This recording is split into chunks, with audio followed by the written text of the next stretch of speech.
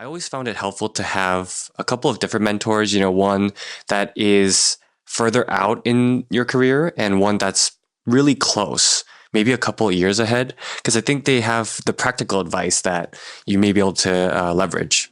Sometimes the best teachers might be people that just learned the thing like within like the last year, as opposed to somebody who basically learned that particular thing, 20 years ago. So if you try to get advice from somebody who's been in your particular situation like 20 years ago, that's going to be super helpful for like the very big picture and like the overarching, arcs to the stories.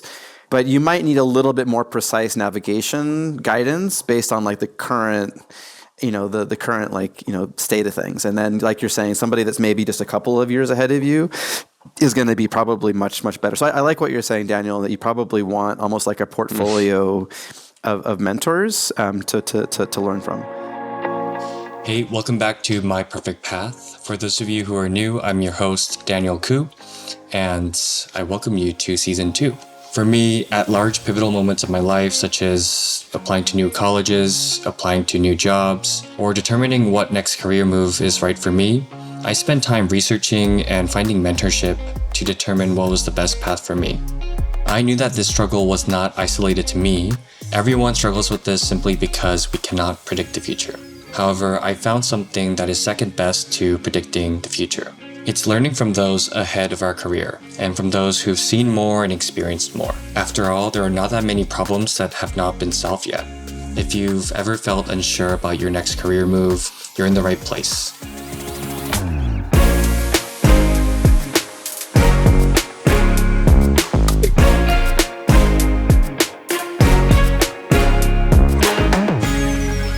Today, I'm excited to introduce you to Nathan Hillson, Department Head of Biodesign at Lawrence Berkeley National Laboratory and Chief Information Officer at the Joint Bioenergy Institute. His journey started with high school supercomputing challenges in Albuquerque and led him through major career pivots, from wanting to become a radiologist to discovering his love for physics, choosing lab culture over research fit in graduate school, and making the risk-averse choice between a startup opportunity and a stable national lab position. His path took him through top national laboratories including Los Alamos, Sandia, and Lawrence Berkeley, earning a PhD in biophysics from Harvard along the way. In this episode, we'll discuss career decision-making under uncertainty, failing fast to discover what you don't want, finding mentors who can see the bigger picture, and why being adaptable might be your greatest career asset. I hope you enjoyed this one. Nathan, you've built a fascinating career at the intersection of physics, computational science, and biophysics. Along the way, you've navigated some major career pivots, weighing academia versus industry, also, wondering if you should go to med school or go to a law firm. Today, we want to dive into those key decisions that shape your career and the lessons you've learned along the way. Thank you so much for your time and for being here. Well, thank you, Daniel, very much for the opportunity to talk with you and your listeners. It's going to be fun. Before we start, could you tell us a little bit about the episode title? So you chose the word Tetherball. I want to know why you chose that. So Daniel, as we were kind of talking previously, some of the themes that I think have come up in our conversations is that oftentimes your career path or your path in life is often kind of tethered or constrained by your particular context or where you grew up or the things that you've experienced. And also I think in my particular instance, the path that I've taken hasn't necessarily been straight. It's kind of bounced around between different places. Different people have influenced me. Different events have influenced me. So I was coming up with a metaphor, and I kind of thought that tetherball might be a good example. So there's the tether. So that's probably why I started thinking about that. Is that just that word choice? So there's a constraint that's there, but also in the game of tetherball, you have two different players kind of bouncing the ball, back and forth. So I kind of felt like that kind of captured the kind of concept of what I was trying to convey. Do you feel like it was you versus yourself, or was it you and other people involved? So I feel like, there probably were different players, subbing in almost every time. So I guess if you have like 4 kids that want to play tetherball, what you can just do is sub in and sub out. So maybe sometimes it was myself that was bouncing the ball back, or maybe there was just a rotating cast of characters that might have been coming into play. So maybe not only myself and maybe not only one other person, but a variety of people. I see. I want to kind of start from the beginning of your career, but before we do that, could you actually describe to us what your day-to-day looks like? I guess like your main mission as of right now. So my current full-time job is I'm a senior staff scientist at Lawrence Berkeley National Laboratory. It's one of the United States national laboratories that's primarily supported by the Department of Energy. The national labs basically serve the national mission in many, many different ways, but those also include basic science and technology development amongst many other types of things. The environment itself, and maybe we'll get into this later, is kind of somewhere between what you might find in an academic research environment and what you might find in industrial research and development. So it's very important, especially at Berkeley National Lab, that everything that we do should have the intent of publishing. So we're trying to be very open. We don't generally preserve trade secrets, but we do try to generate valuable intellectual property and support commercialization.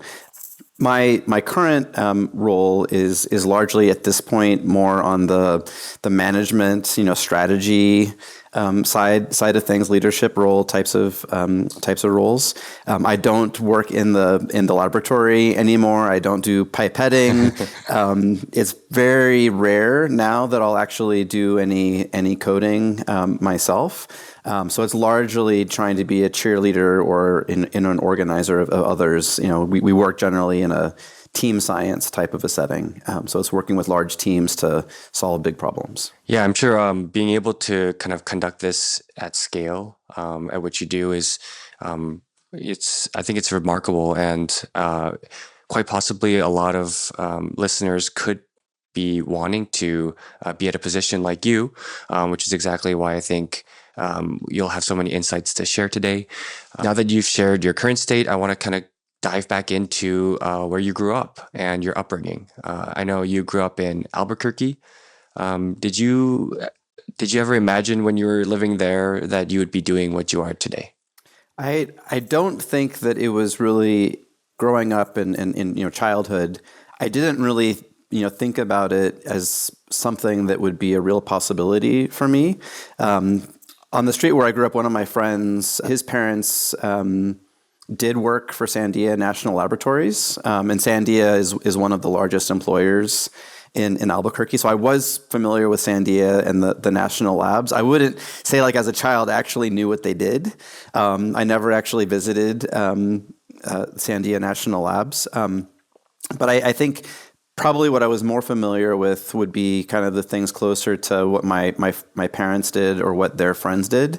So my father was a dentist and my mom was a physical therapist, so much more in the medical side of things. I had family that had been running restaurants or been selling Western wear, but I mean I didn't have any direct experience with real, I would say, like scientists or engineers or, for that matter, venture capitalists or investment bankers or management consultants. There's so many things that I didn't have any direct experience with.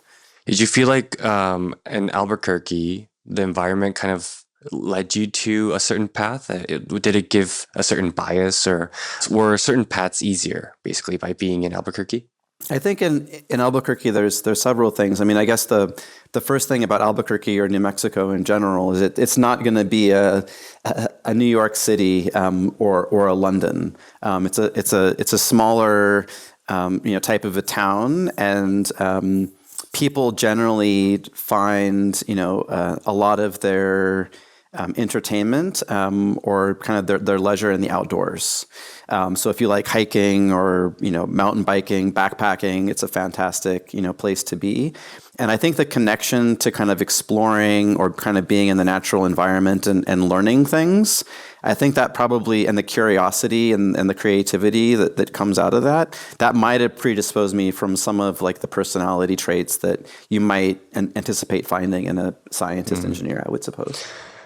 But I guess you were exposed to science and technology through a high school kind of supercomputing challenge. Could you tell us a little bit about that? So maybe a couple of little anecdotes, and maybe the first one is just kind of a teaser, and then we'll get more into your direct question. But I would say my first real exposure to science in any type of real structured way was when you're in elementary school, they'll have these science fairs.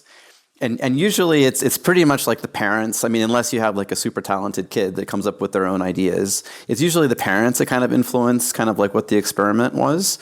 And this idea kind of came from my mom. This was definitely not my idea, but it got my attention. So that particular experiment that we were setting up had to do with cockroaches, and cockroaches that were starving. They were super hungry.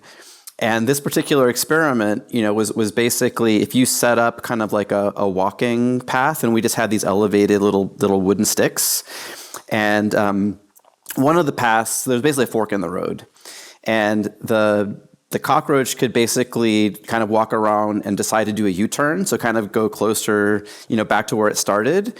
Or it could basically make a right turn and a left turn, and it would basically keep getting further and further away from where it started.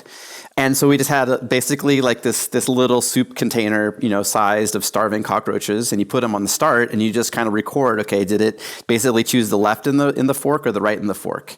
And it turns out that the vast majority, but not all of the cockroaches, chose to go more of like a straight path to get as far as possible away from where it started. As opposed to like doubling back on like where it got to. And it kind of makes sense, right? Like if you're searching for food, like if you double back on the path where you just were, like that's kind of wasted effort. Like you want to explore the maximum amount. So that really kind of got me thinking and kind of curious. So maybe that was like one of like the first sparks of interest in like the scientific, process, and here's like what you think's going to happen, and then you actually do the experiment and you analyze the results. And I think even though I didn't conceive of the idea, like I got to understand the process. So maybe that's one little fun little anecdotal story. So that was kind of my actual beginning. Getting to kind of like the actual question that you asked. So I think another big influencing factor on me, and also it'll connect back into the national labs where I'm working now, is that another good thing about Albuquerque, going back to your previous question, that was conducive to my current path, is that Sandia National Labs, as we mentioned, is in Albuquerque itself, and then Los Alamos National Laboratories is only about an hour and a half drive away. And so this is back in the early 90s. Between Sandia and Los Alamos, they had put together what they called like the New Mexico Supercomputing Challenge. Right. And Los Alamos and Sandia had supercomputers that they used for their own kind of national defense type of research.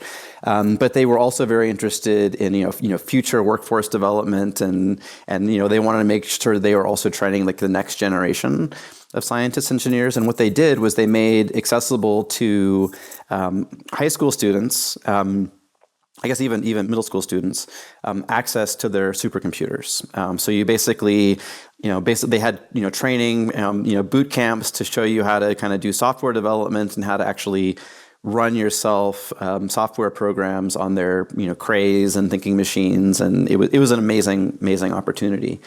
So that was basically my first kind of real interactions with the national labs, and certainly my first exposure to being able to work with supercomputers. I think from your initial story about the cockroaches, I think you've already had a kind of disposition to science. It seems like there was something inside of you that naturally you liked experimenting and wanting to see the results and trying to make I guess an analysis out of the results. And I think the way that you participate in this supercomputing challenge was also probably a pretty a big kind of challenge for you as a high schooler. I'm assuming that, there's a lot of time commitment, and it's also something very different. You're not, doing homework or, doing something through school. It was kind of like a separate challenge that you had to participate in. Did you have a mentor for this at all?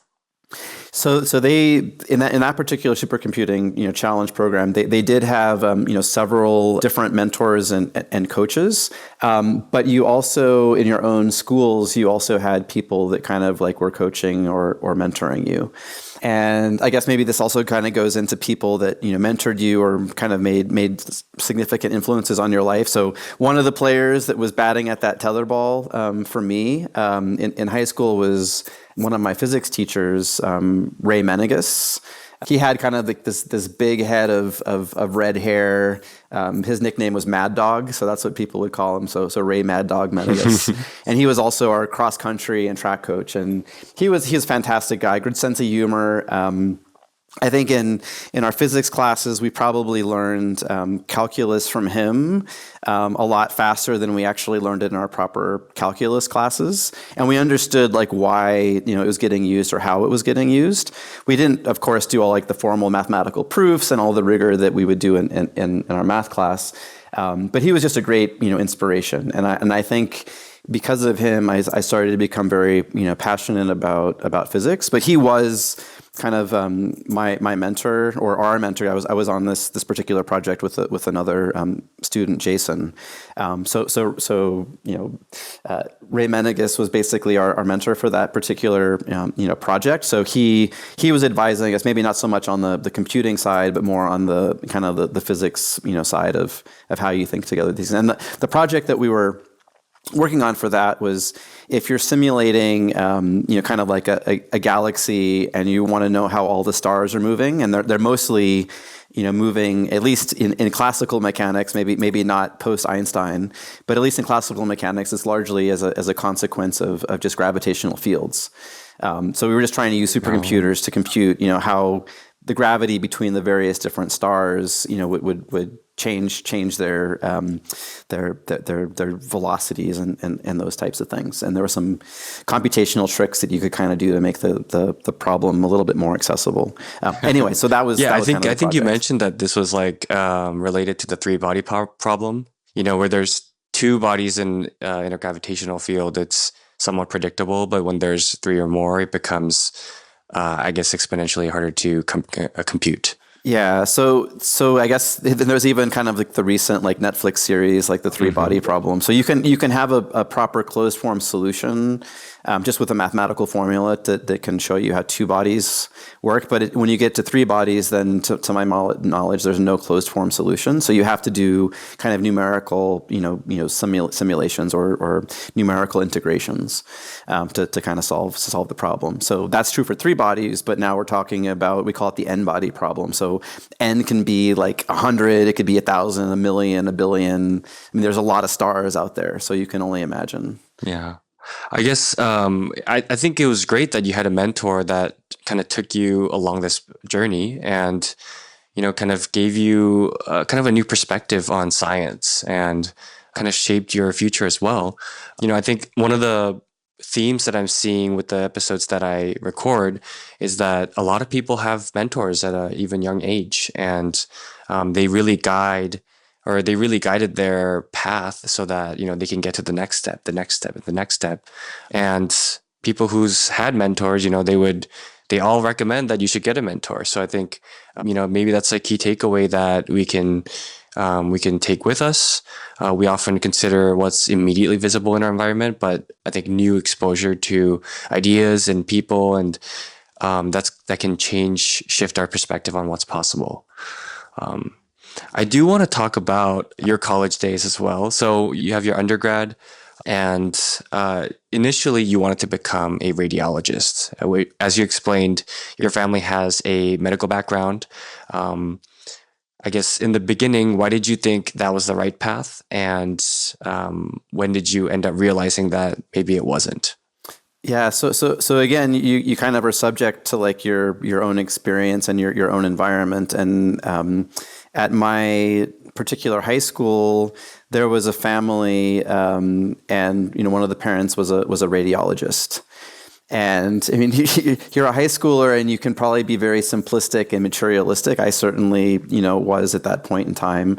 But I think that family had a Rolls Royce, and I had also learned, that they, had a radiologist parent, and I also kind of knew a little bit after looking into it that radiology, whereas it is a medical kind of doctor, they tend, at least my impression at the time was that they might not be spending as much time directly with patients as other physicians. Like they might be looking at, x-rays or tomography, a lot to make a diagnosis, but they might not be interacting as much directly with the patients.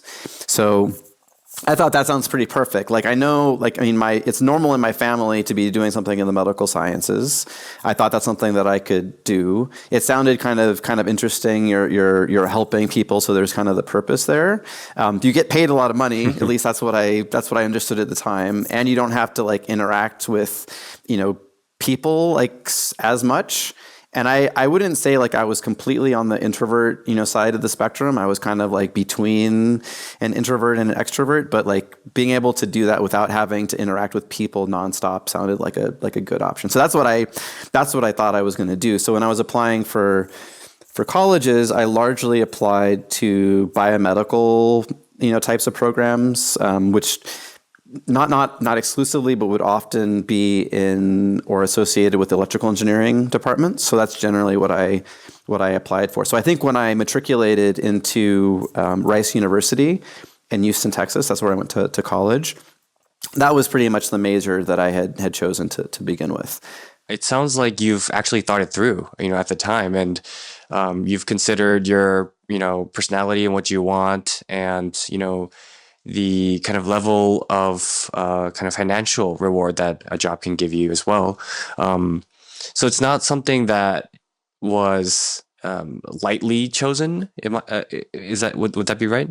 Yeah, I would say it wasn't lightly chosen. I would also say that it wasn't any family influence that told me, why don't you consider being a radiologist? It was just a conclusion that I myself, came to.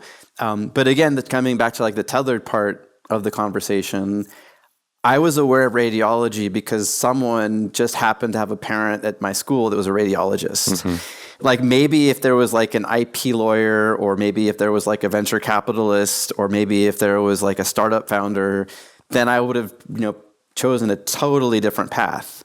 But I think my conception of what was possible was totally limited to what I was exposed to. So what made you kind of change from this path and, choose a different one? So when I started taking electrical engineering courses in college, this would have been when I was a freshman, and I was taking kind of the 101 electrical engineering courses. So I was taking that at the same time as I was taking probably the first year biology course, but because of kind of I took advanced placement courses in college. I was already maybe to the sophomore level in math and physics. So I was taking kind of second year physics, second year advanced calculus, and I was taking first year biology and electrical engineering. And I guess it's easy to say this in retrospect, but 101 courses are generally not going to be the most stimulating or intellectually rewarding. I can say I hated first year biology. To me it was just brute memorization and not something that I especially enjoyed. And then I was taking more advanced physics, and going back to high school and my mentor there, Ray Menegas, and kind of how much I loved physics, I started to realize, okay, I really like this physics stuff, and I'm not so sure about biology. And which is, that was going to be something that was going to be needed for medical, types of paths if I wanted to do radiology eventually. And then for the electrical engineering, it was somewhat similar. I mean, my perception, again, and this was in retrospect, I don't think this is accurate anymore today. But the electrical engineering course, it kind of seemed to me as opposed to physics where you're understanding why something is happening, what it felt to me in engineering was you just memorize a whole bunch of solutions or formulas, and you have to know which is the right one to apply, and then how to actually use it to get to your solution. But there wasn't, so much thinking about, okay, like the underlying reasons for like why you have this formula or why you choose it. It was kind of more like you just kind of memorize it. Biology, you were memorizing organisms or whatever. And then electrical engineering is kind of like you memorize solutions and you know the right time to apply them. So that was, and then I was battling against physics, where that was kind of like where I was maybe predisposed to be passionate about. So I ended up deciding, okay, I really don't want to do this engineering, electrical engineering thing. So I switched over to physics. And maybe the next part of the question, if it's okay if we segue a little bit, is also kind of like maybe why I chose to go away from kind of like the pre-med or radiology path. Yes. And I guess I was getting some indications of that because I didn't really like the first year, biology, so much. But in my sophomore year, I also took organic chemistry and other kind of prereq for pre-meds. And the first semester of organic chemistry is a lot, again, of like brute memorization. Like, okay, you have to memorize, A via this catalyst or this reaction process step condition goes to this product. So lots of memorization. And at the same time, I was taking third year physics, so quantum mechanics, intermediate mechanics. To me, like organic chemistry was a lot easier than the physics. And it wasn't like my most demanding, course. Whereas I think the pre-meds, like organic chemistry by far and away was their hardest course. So they spent a lot more time at it. And it was just basically not possible, for me to compete with the pre-meds. First of all, because a lot of pre-meds, I mean, this is overgeneralizing things, but a lot of pre-meds tend to be very, very good at memorizing. So I was already at kind of, a loss there. And then they were able to spend a lot more time at it. So I think first semester organic chemistry was probably like the worst grade I think I had ever gotten in my entire life. So I definitely didn't, relative to others, I didn't perform that well. So that was kind of another thing that said, hey, like, I'm maybe just not cut out, to be like a brute memorizer. And again, in retrospect, I mean, I think that physicians are so much more than just memorizing. So it wasn't really necessarily in hindsight, like a fair assessment or choice. And I think I actually would have loved going into, medical related things. But it just kind of drove me a different direction. Whereas, to kind of confirm my bias, maybe second semester organic chemistry, where it's much more about, retrosynthesis and not just one step, but how do you get from A to Z? And you have to be able to think, how do you go B, C, D, E, F, G? And that wasn't something that the pre-meds, even if they're fantastic at memorizing, you can't, that's an astronomical number of possibilities, and you can't memorize your way out of that problem. You have to think through it. And I think that was something that I enjoyed more. I see. I think that's actually a really good breakdown of those fields. Biology, you have a lot of memorization. It's kind of learning what these processes do, but not really figuring them out or modeling them, for the future. The knowledge is kind of already there and preset. You're, absorbing them. I think for electrical engineering, you spend a lot of time understanding the solution, but oftentimes, because I studied electrical engineering as well in my undergrad, I know it's a lot of catching up. Actually, there's a history of solutions that have developed over time. The solutions are building off of each other. So for me, the entire undergrad program felt like I did computer engineering. It felt like we were just catching up to modern computers and how that worked and why we arrived at this state. And I guess we don't really, think about why and, the science of it. And I guess physics, obviously it's a very core natural science that kind of tackles, the really big problems of the universe. So I think I can really see why that might have interested you. What strikes out to me here is that you listened to your own experience and the things you were going through. And it was kind of a very careful decision. And, after a course, you would kind of process it and actually listen to your own, I don't know if it's feelings or, certain emotions that come up or thoughts, but you listen to them, and with the time pressure and the things like that, you were able to choose your new major as a physics major. Yeah, I think that's right, and I think I tried to get exposed to a lot of different courses and ideas. I mean, I think again in hindsight, maybe I didn't give a fair shake, or I didn't give enough time to getting through like the kind of the 101 level courses. I mean, now that I know a lot more, I mean, biology is so much more interesting and intriguing than just that first layer. So biologists eventually have to become very, very good at pattern recognition and being able to make models that can explain extremely complicated, noisy data information. And on the engineering side, there's so many advantages of being able to operate at different layers of abstraction, or having things to be modular and decoupled, and then figuring out where cohesion makes sense. So I think there's a lot of reasons like why the training happens in a certain way. So that maybe that's one kind of lesson. I think this is true in other domains too. Like maybe like your first 6 months of like piano lessons are miserable, but you have to kind of just go through that pain to get to the point where it's actually enjoyable and rewarding. And if you don't have like a mentor that kind of can basically, or a parent that can kind of nudge you through that painful transition period, what you're resorting to is just getting, back into tetherball, basically getting bounced around. And that's I think that's pretty much how I was doing it. Like I tried a lot of things and I just got bounced around, and I kind of found my path based on what kind of, it was reasoned. It wasn't like totally random or just, instantaneous, I'm gonna suddenly change. But I think that's basically how I found my path. But if I had kind of a more like longitudinal type of a mentor, then maybe the path might have been a little bit smoother. I agree. For me, going into computer science was, the feedback loop for computer science is super quick, right? So you write code. If it's a website, you load it immediately. If it's an HTML file, right? And I think because of that quick feedback loop of like, oh, I can build things, I could see that kind of future vision of building things. And that helped me understand that computer science was going to be fun for me, software is going to be fun for me. But I can see how, with these 101 courses, it may not have, shed the best light on what the actual work would be.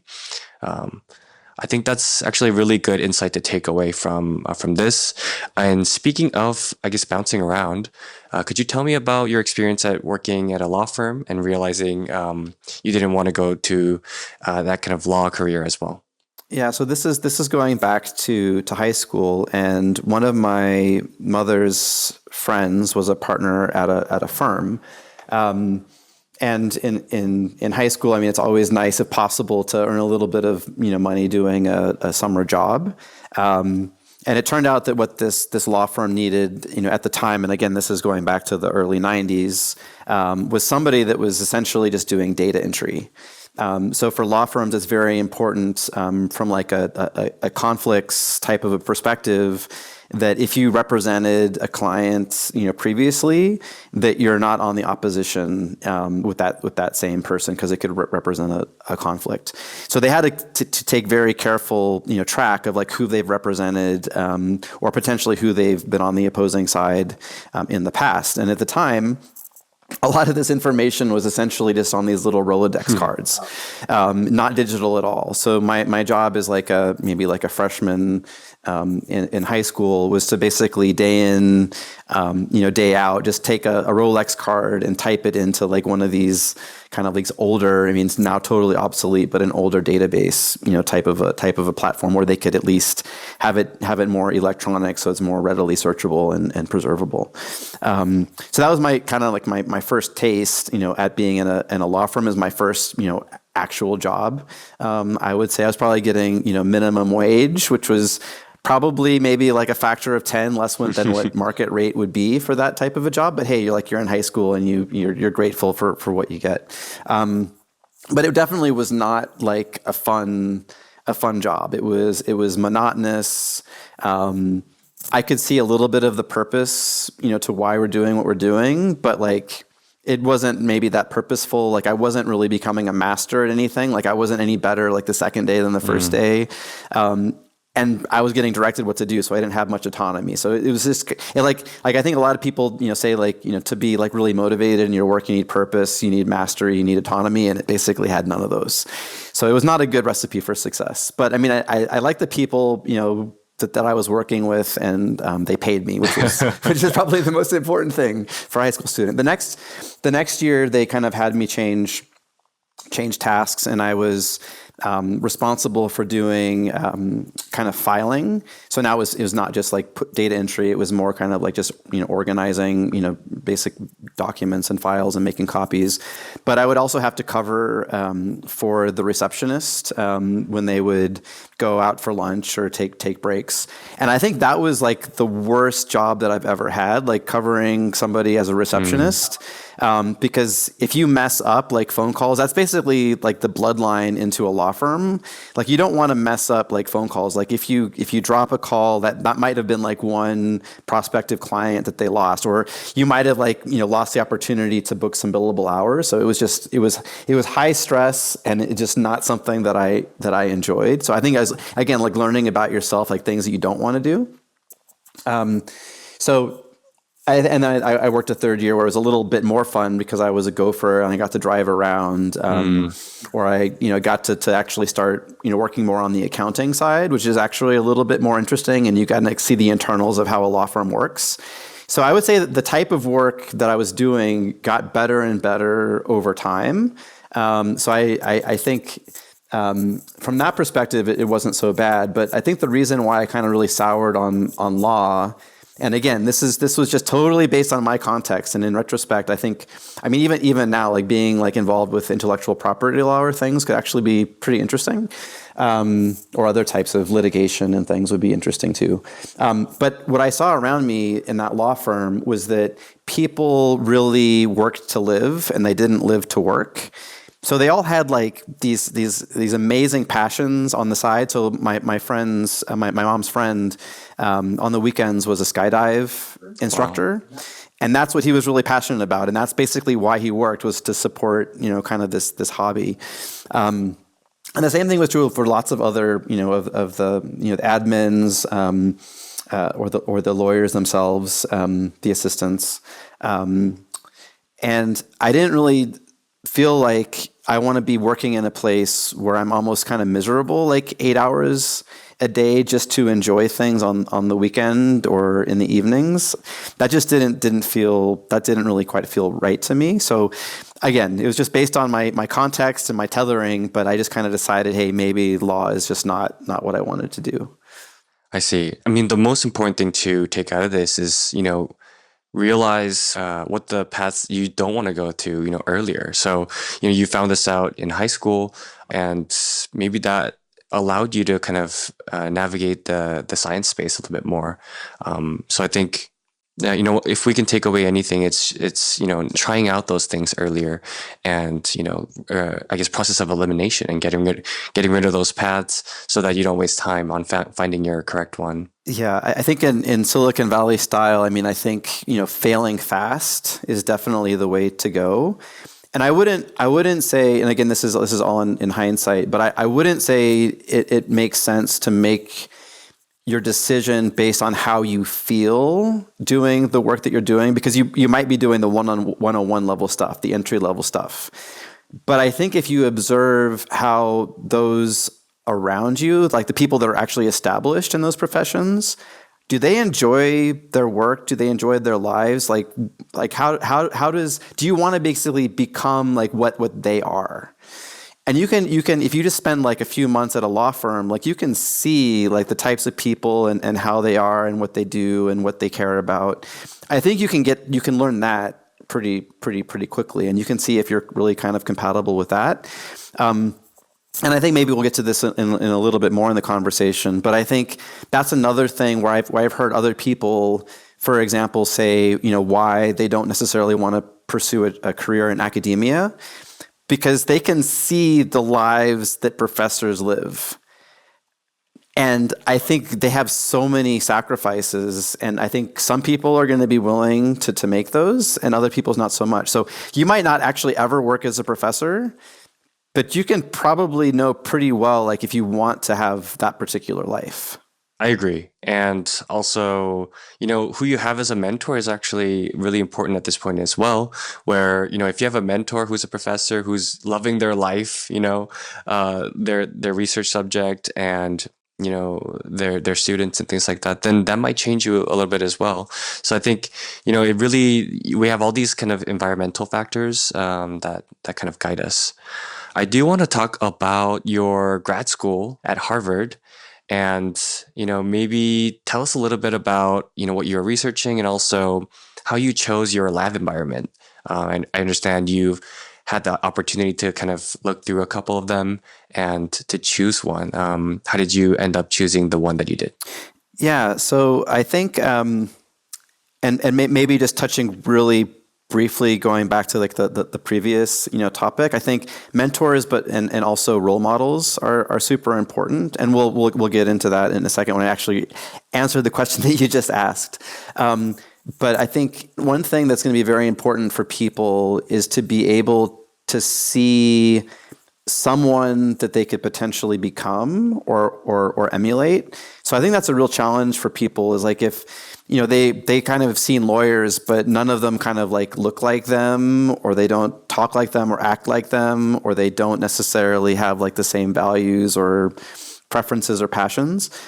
And I think if you can find a role model or a mentor that you can kind of see yourself in, that makes all the difference in the world. And I think for some people, depending on their context and where they grow up, it's easy to see those role models or find mentors.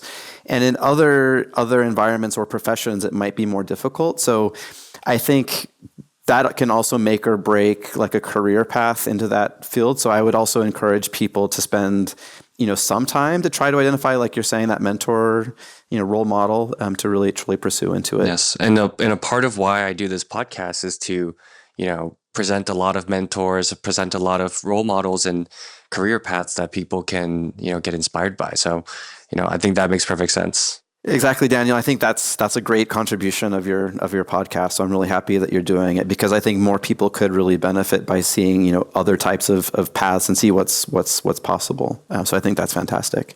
So getting to your question, when I started graduate school, I was really fortunate that our biophysics program was supported by the National Institutes of Health. And they had these training grants where essentially the NIH would cover the first 2 years of kind of like the graduate school, tuition and costs. And that was really important, because what it meant is that if you were to do kind of like, internships, or we would call them rotations with given labs, they didn't have to pay for you.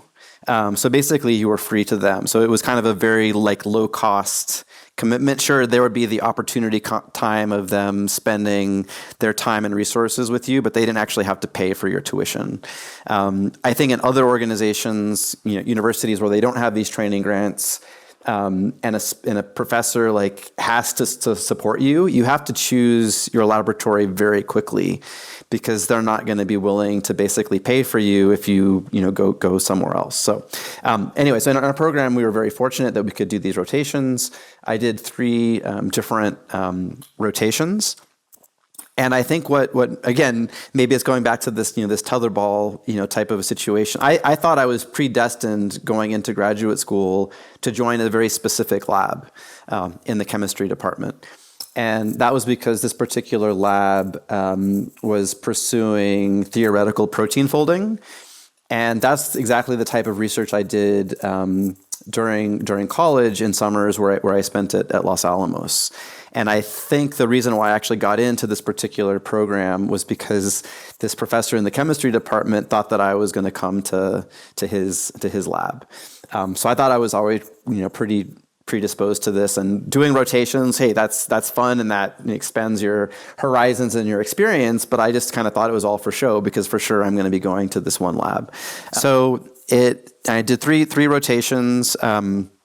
The lab that I thought I was going to go to was the second one, and then I went to a third rotation at the medical school, which was less computational, and it was more kind of like wet lab experimental. And I mean, some of the contrasts again.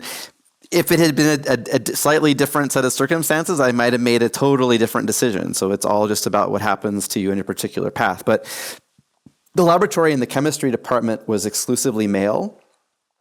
And they didn't have any kind of like wet laboratory, space. And while I really liked the people, that were in that group, and one of my best friends in grad school was in that lab, it didn't really kind of feel like a very fun environment. And I kind of knew grad school is going to be like probably 5 years. And do I really want? It's kind of like the law firm, right? Like, I see the lives of those grad students. Like, is that who I want to be for like 5 years? So I'd only worked there for maybe like a few months, but I can kind of anticipate what that would be like for me. And then in contrast, the medical school, laboratory was gender balanced, and it just kind of seemed like a fun place. The science was fantastic, and actually, the professor, the mentor there that I had was unbelievable. He was so good. So anyways, that was, but largely kind of like how I felt in that environment, as opposed to the actual type of research. Because I for sure like computational and protein folding, and the medical lab that was more interested in how are antibiotics made in the natural environment by microbes is also very interesting. But there's a bazillion interesting things that you could work on in science, but I'd rather be like in a happy, fun environment myself pursuing it.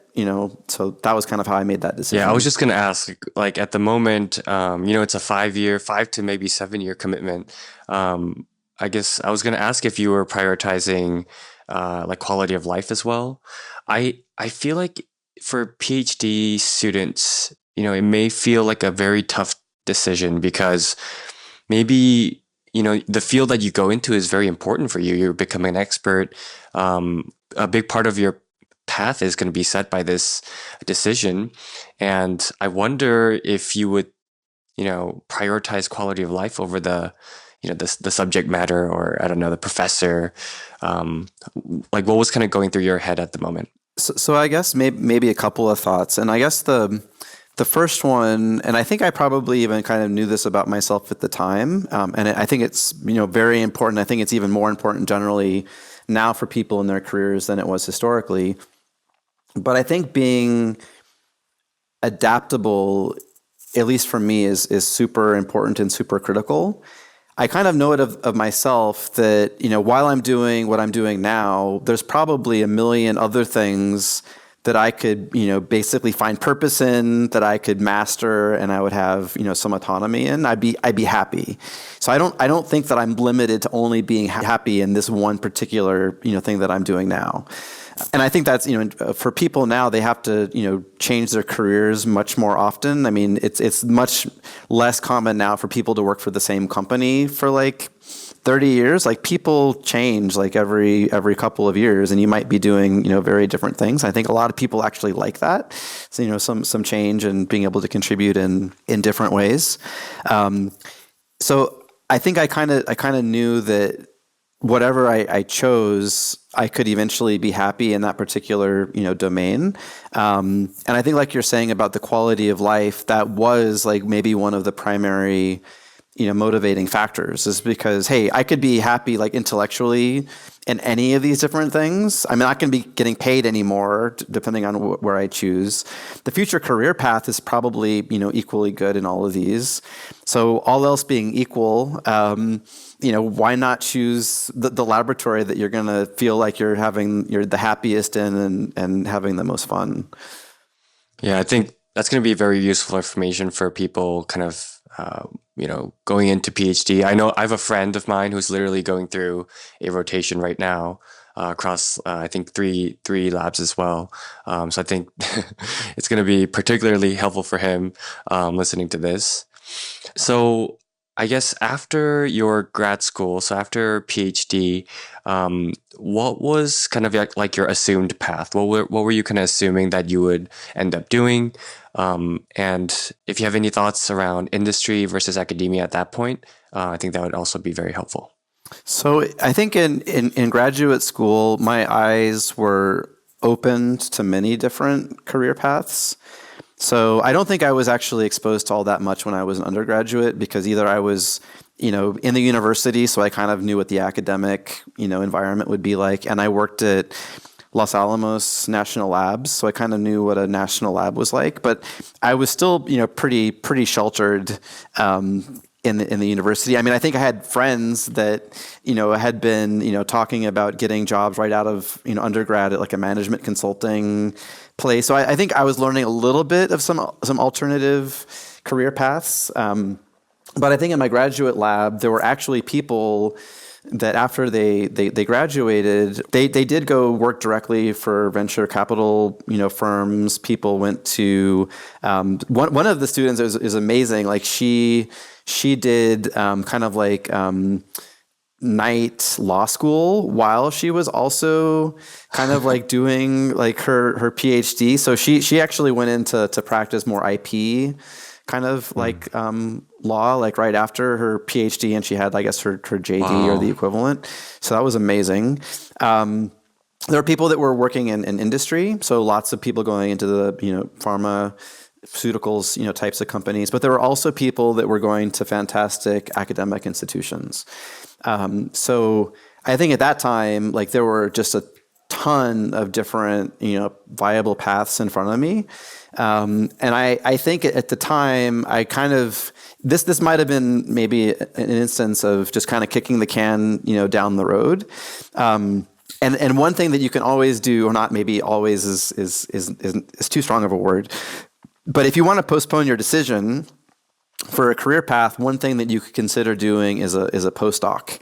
So that's kind of like the next natural progression from a PhD, and that still enables you to pursue careers like in industry, in academia, and you could still always go back to law school, or you could work for a venture firm. So I think I was just still really liking what I was doing.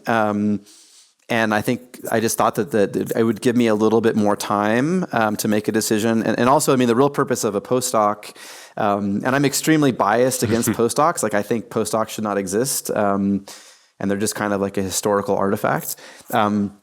But they are a very good opportunity, for you to get further training in a particular, area, so that you can actually do the job that you really want to have. And I think that's the only real reason why you should be doing a postdoc, is if you need further experience or training to do the job that you really want to have. And my graduate school work was largely experimental, like biochemistry. At the end, I kind of got a little bit of free space to work more on computational things and protein, engineering and design. It's kind of going back to my experience as an undergrad at Los Alamos, and previously even in high school. And that was really fun. So I was thinking, well, maybe what I should be doing as a postdoc is looking for labs that more tightly couple the computational with the experiment, because I feel like that's where my future profession should be, is somewhere at the interface between the experiment and the modeling side. So that's where I started to look for postdoc opportunities. And that's how I ended up at Stanford.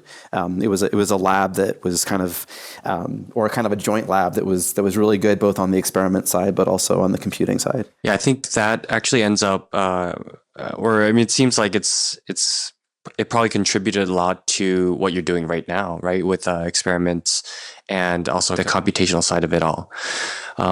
Could you tell us a little bit about, the decision between, I think you've mentioned, like between a stable lab job at Berkeley versus potentially joining like a startup, and like what was going through your head, and why did you end up choosing what you did? Yeah. So I was a postdoc at Stanford's School of Medicine, and in my grad school lab, it was very typical for postdocs to only work for about a year, maybe two, before getting a job. I was probably a third year in, and I was getting a little bit antsy, even though other people in that same lab had, typically like been there for almost like a PhD length postdoc. It was like 5 years or something. It wouldn't be atypical. But I was getting a little bit antsy after about 3 years. And I started to kind of, indicate, to to my boss that I was, feeling like I was getting ready to leave and starting to look for things. And we can, go off into another topic in a second, kind of about that process and what happened there, and some advice. But I had started looking for jobs, and there was a job posted at Lawrence Berkeley National Laboratory, where I ended up. So you already kind of have the spoiler of like what the decision's going to be. No surprises there. But also, at a friend's dinner party, I met a co-founder of a biotech startup in San Francisco. And when I met this co-founder, their company was basically just an incubator at the University of California, San Francisco, in their Mission Bay campus. And they didn't have even their first employee. And just talking with them, they said, well, maybe you could consider, working with us. And I interviewed with them, and I probably would have been the first, employee number one of the startup company. So getting in very, very early. And they were awesome. I mean, three great founders. I still interact, we're still in the same space, so I interact with some of them from time to time. Really good technology. I liked kind of like the work environment, everything. The one thing that made me hesitant was that the compensation level at the startup company, at least to begin with, was really no different or better than a postdoc salary. And there weren't too many like actual benefits. Like I think one of the benefits was like you can go to like free Giants games. Like so you can go see baseball. Because I think it was in walking distance. Like the Giant Stadium was like very close by the Mission Bay campus. Which is a nice perk, but I mean, along the scheme of things, I was coming out. I'd never had a job, right? So I went, from college to grad school to a postdoc. I didn't really have any savings. I had never really made a real salary, and I was looking at like another extended period of like just having like a postdoc salary, and that seemed kind of tough. Now, to be fair, like Berkeley National Lab, they were the job, the other option that I was pursuing had a much higher starting, salary and benefits. I mean, the one thing that you might be considering is, okay, sure, like you're getting paid less at the startup company, but you probably have a lot of upside in the equity, especially like if you're like employee number one. I mean, that's part of the deal, right? You basically bear some of the risk with the founders and other early employees. Right. So people could fairly say, hey, you're undervaluing like that equity. And I think that's perfectly reasonable. It did turn out, again in hindsight, that startup company was acquired, and had I joined that startup company, I would have ended up doing very well. But in a different like parallel universe, like who knows, like if that would have happened. Exactly. So I guess my decision, getting back to your question, was I was fairly risk averse at that time, just because I had not accumulated any economic assets of my own yet. So where I am now, or if you had already had like an exit from another startup company, it would have been a very different decision-making process, because I wouldn't have been like as risk averse to having a low salary, and I think I would have been much more willing to take the riskier upside of the equity over the salary. But I think that's still, I think, For the people that are listening, to this, I imagine there's going to be some people that are in a similar situation where I was. Like, your bank account doesn't have a lot of zeros. Hopefully it's not 0.00, but it's not like eight zeros, followed by a point.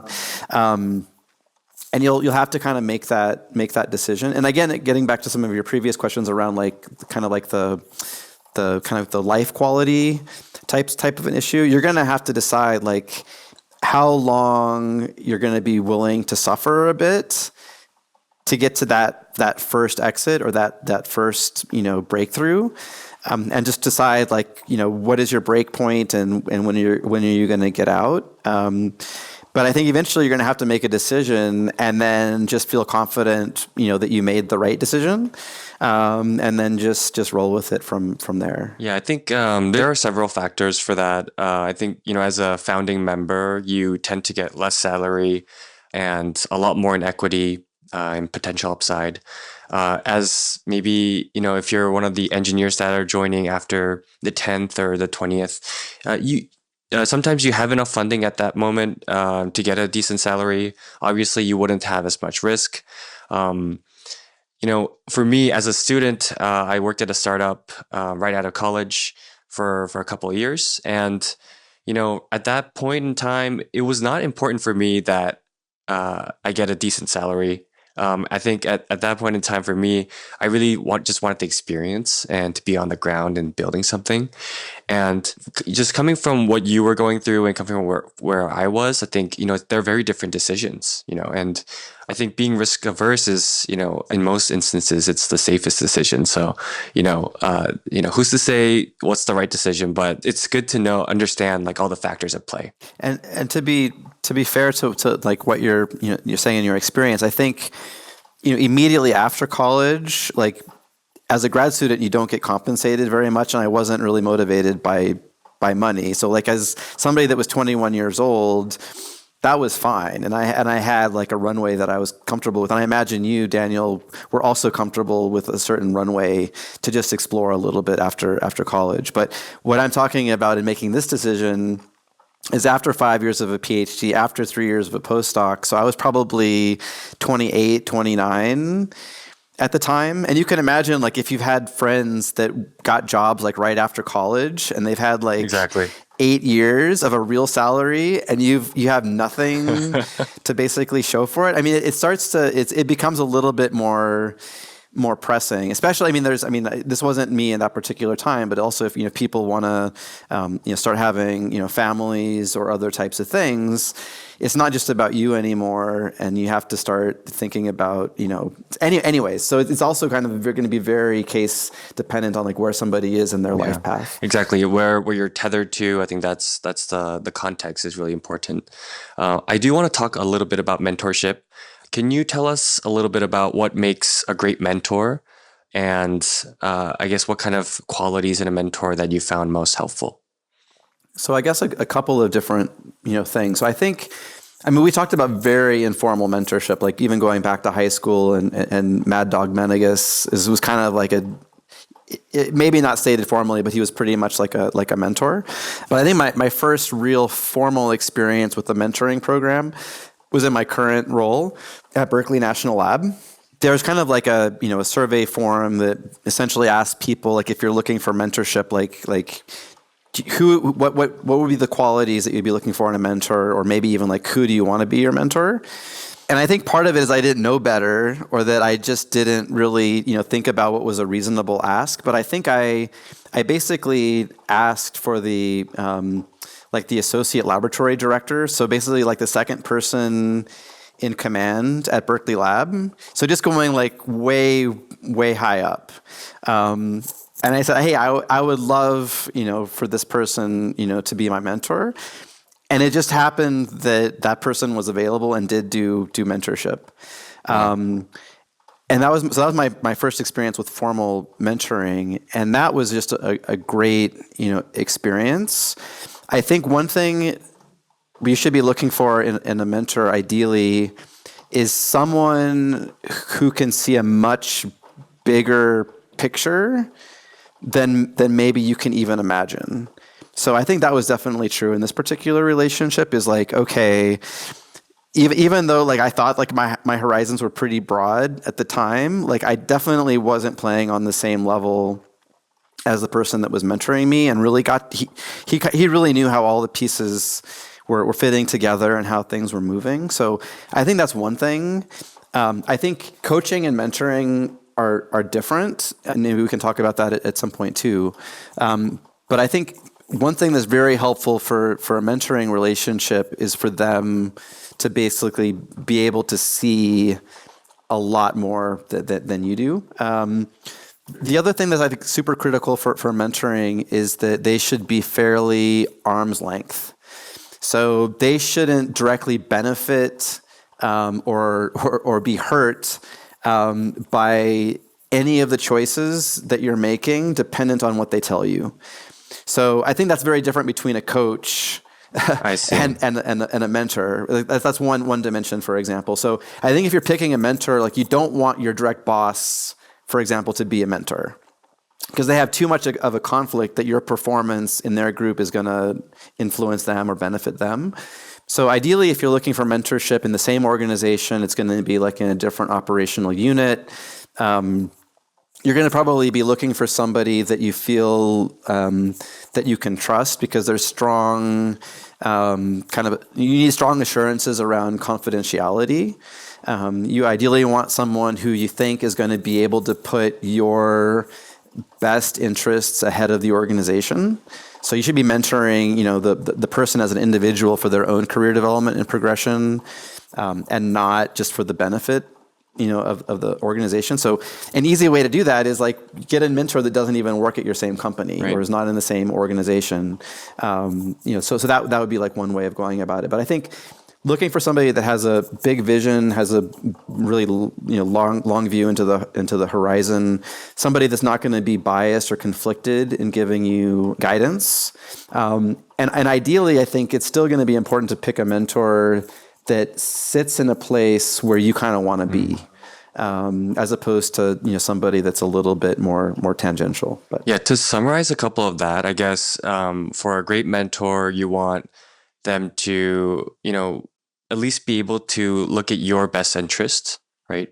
Also be a good role model. Also having done what you're doing at the moment. One other thing that I would like to add is I always found it helpful to have a couple of different mentors, one that is further out in your career and one that's really close, maybe a couple of years ahead, because I think they have the practical advice that you may be able to leverage. Did you have someone like that or not? So I think, again, probably a little bit less formally. So I think there's lots of value in what you're describing. And maybe an analogy that I would kind of use is that sometimes the best teachers might be people that just learned, the thing like within like the last year, as opposed to somebody who basically learned that particular thing, 20 years ago. So I think that the problem with the way that human brains, tend to work is that we're not necessarily like linear thinkers. And especially the longer you've been around, like all these like different interconnections between all these different concepts happen. And that makes it very difficult to sometimes talk in like a linear narrative. And often we learn best from more of kind of like a linear progression. And I think it could be the same thing is kind of true for what you're talking about in terms of mentorship. So if you try to get advice from somebody who's been in your particular situation like 20 years ago, that's gonna be super helpful for like the very big picture and like the overarching, arcs to the stories. But you might need a little bit more precise navigation guidance based on like the current, the current like, state of things. And then like you're saying, somebody that's maybe just a couple of years ahead of you is going to be probably much, much better. So I like what you're saying, Daniel, that you probably want almost like a portfolio of mentors to learn from. Okay, so as the episode is coming to a close, I do want to ask a few closing questions. First one is, do you have any advice for those feeling unsure about their career direction? So maybe they don't have enough inspiration, or maybe they don't feel confident in their skills. If you have advice for those feeling unsure. So I guess a couple of things, and I think maybe this is going to be slightly repetitive, but stated in slightly different ways. I think when you're looking at kind of like an ideal, type of a job, it probably needs three different things. You ideally, want to like the people that you work with. You want to be learning, all of the time, and you want to feel like you're making a positive impact. So I think for people that are unclear about their current, career status or their career trajectory, if you don't have those three things, you probably want to start, looking to go somewhere else. And if where you're looking also doesn't have those three things, then maybe you want to consider even an additional alternative. I mean, going back to kind of like motivation and these types of things, and we talked about, it's really important to have purpose and mastery and autonomy.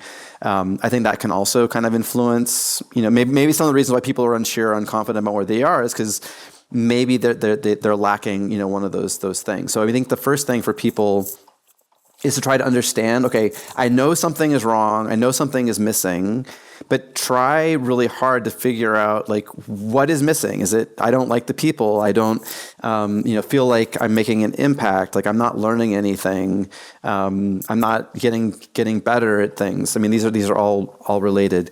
If you see like a potential career path that looks like it's going to be very good for you, but you feel like you don't necessarily have the skills or training, there's a couple of different things. I guess the first thing is like you can learn on the job.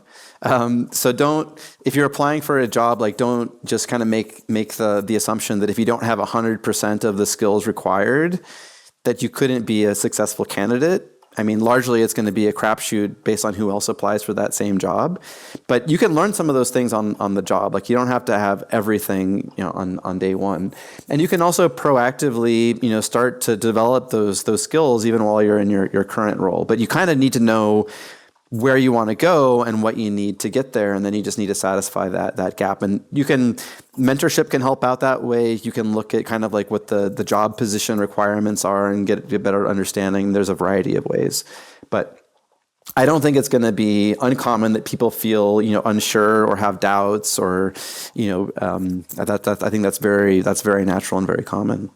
I think that's really good advice for those that are kind of hesitating to jump into their next field or they don't know which direction to take. What is one advice you would give to your younger self? So I guess just kind of reflecting back on history. I mean, I think one of the things I think I've been very fortunate, and I think certain people might use kind of like the terminology like you kind of like live like a blessed or like just a very kind of lucky, fortunate life. I guess one thing is if you are adaptable and you kind of are interested in multiple different things, you can at least take a little bit of comfort in the fact that no matter like what happens in the future, and there's lots of uncertainties, you're going to be able to adapt and adjust and overcome and find happiness on the other side. I think that's one thing that's happening to us right now in this country and maybe some other countries is there's just a lot of uncertainty, and that can be very stressful and anxiety inducing. But one way to kind of maybe emotionally comfort yourself or intellectually comfort yourself along that angle is just to rely on your own ability to adapt, and things are going to work out. I mean, I guess there's the expression like this too shall pass, and like you'll get through things. But I think emphasizing like you're focusing on your ability and demonstrating your ability to adapt is something that's going to be super important. Looking back on like an earlier version of myself and the advice that I would give to myself is largely kind of like keep trusting your process. Like pay attention, to your feelings and emotions and what feels good and what doesn't feel good, but don't make like sudden like judgments or decisions. Like actually think through it, and where it's going to go. And if you keep following that process, like everything's going to be fine. So I think that would probably be part of it too. Just trust the process. To summarize a little bit about what we went through today, I think the key takeaways that I'll be kind of implementing in my own life is trying everything and failing fast to figure out what you like and what you dislike. And I guess there's a bit of a caveat to that. So it's not everything, but you have to carefully plan out and listen to your experiences, your emotions, and finding out the next really good venture that it can potentially be your next field. I think the second thing is don't assume what you think now is what you'll do later. I think just, from your experience, there was a lot of pivots in the road, but I think every pivot got you closer to what you'll do now, and I think it's really impressive what you were able to kind of achieve at the current state. So if that's what you went through, I think there's a lot of confidence that for a lot of listeners that we can kind of think the same. The third thing is mentorship. So having good mentors and relying on them. I think even at a young age, you had a mentor that kind of nudged you into the science space. If we can find those mentors, I think that would be most ideal, and they'll be able to see things that we don't and be able to guide us in that way. And the last thing is being inquisitive. I think the best quality I see from this episode from you is that you were very inquisitive and you invested your time into what you believe is interesting and fun and passionate. So I really admire that, and I want to implement that in my own life as well. So thank you so much for your time, and I really appreciate it. Yeah, thank you, Daniel. Thanks very much for the conversation and the invitation to participate.